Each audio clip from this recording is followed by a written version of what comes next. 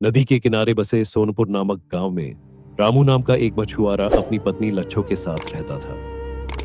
रामू एक सीधा साधा और ईमानदार व्यक्ति था। वह अपनी मेहनत और सादगी में खुश रहता था, लेकिन उसकी पत्नी लच्छो चालाक और लालची स्वभाव की थी। रामू की उम्र लगभग 50 साल के आसपास थी।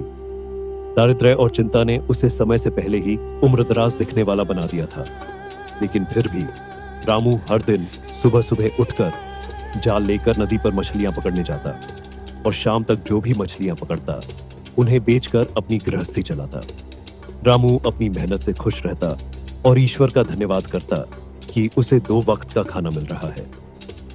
लेकिन लच्छो कभी खुश नहीं रहती। वह हमेशा रामू को ताने देती और शिकायत करती। उसे लगता था कि रामू पर्याप्त मेहनत नहीं कर रहा। एक दिन रामू को हल्का सा बुखार था, फिर भी अपनी पत्नी की तानों से परेशान होकर वह जाल लेकर नदी पर चला गया। दिन भर जाल डालने के बावजूद उसे एक भी मछली नहीं मिली। निराश होकर वह जाल खींचने ही वाला था कि अचानक जाल भारी लगने लगा। उसने जल्दी जल्दी जाल को खींचा और देखा कि उसमें एक छोटी सी चमचमाती मछली फंसी थी। मछली इतनी सुंदर थी कि रामू को उससे प्यार हो गया। उसने मछली को जाल से निकाला और उसकी पीठ पर प्यार से हाथ फेरने लगा। तभी मछली ने अचानक बोलना शुरू कर दिया। मछली, हे रामू, मैं इस नदी की रानी हूं। कृपया मुझे वापस नदी में छोड़ दो।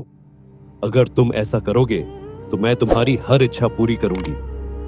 रामू को मछली की बात सुनकर हैरानी हुई, लेकिन उसका दिल दया से भर गया। उसने मछली को बिना किसी इच्छा व्यक्त किए वापस नदी में छोड़ दिया और खाली हाथ घर लौट आया। जब रामू घर पहुंचा और खाली टोकरी लेकर लौटा तो लच्छो बहुत गुस्सा हो गई। लच्छो, क्या तुम्हें नदी पर मछली भी नहीं मिलती? तुम सारा दिन क्या करते रहते हो?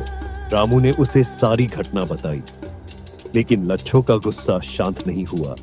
लच्छो चीखते हुए, तुम कितने मूर्ख हो!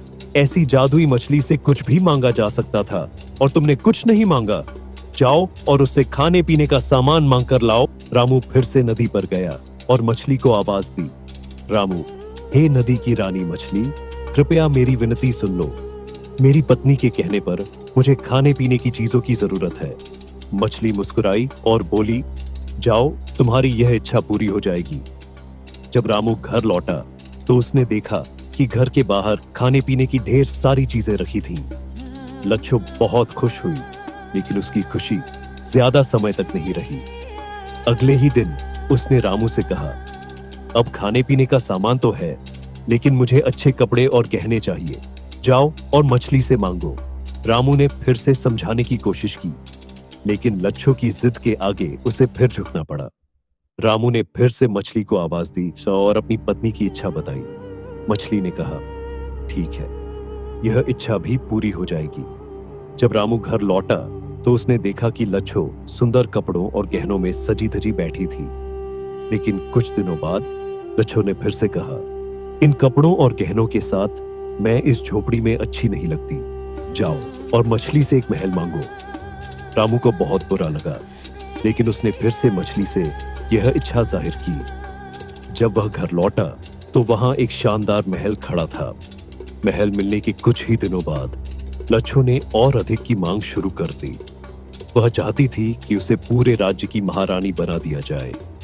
रामू ने मना किया तो उसने गुस्से में रामू को घर से निकाल दिया। रामू दुखी होकर नदी के किनारे गया और मछली को बुलाया।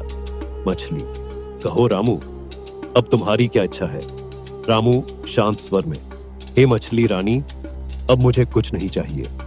कृपया वह सब कुछ वापस ले लो जो तुमने हमें दिया था। मुझे बस मेरी पुरानी झोपड़ी और मेरा साधारण जीवन चाहिए। इस धन दौलत ने मेरा सारा सुख चैन छीन लिया है। मछली मुस्कुराई और बोली, ठीक है, तुम्हारी यह इच्छा पूरी होगी। रामू जब घर लौटा तो उसने देखा कि महल गायब था। उसकी पुरानी झोपड़ी वापस आ गई थी। लच्छो, जो अब समझ चुकी थी कि उसका लालच ही सारे दुखों का कारण था, ने रामू से माफी मांगी। लच्छो रोते हुए, मुझे माफ कर दो। मैंने अपने लालच से सब कुछ बर्बाद कर दिया। अब मैं समझ गई हूं कि संतोष ही असली सुख है।